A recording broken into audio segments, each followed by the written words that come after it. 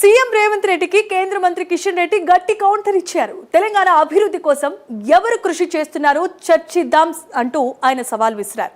తెలంగాణ అభివృద్ధిని తాను ఎప్పుడూ అడ్డుకోలేదని, ప్రాజెక్టులు ఎక్కడ అడ్డుకున్నానో నిరూపిస్తే తాను ఇప్పటికిప్పుడు రాజీనామాకు సిద్ధమని సవాల్ విసిరారు.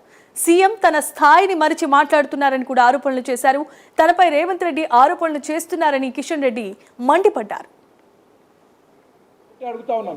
అభద్రత, అహంకారంతో, నిరాశ నిస్పృహలతో నా మీద తప్పుడు వార్తలు ప్రచారం చేస్తూ ఉన్నాడు. సంస్కారహీనంగా వ్యవహరిస్తూ ఉన్నాడు. మీరు ఒక ముఖ్యమంత్రిగా సోయి మర్చిపోయి ఈరోజు మీరు తెలంగాణ రాజకీయాలలో ఏ రకంగా అవినీతికి, అక్రమాలకు, దోపిడికి ఈరోజు తెలంగాణ బలైపోతా ఉంది. హైదరాబాద్లో భూములు మిగిలే పరిస్థితి లేదు.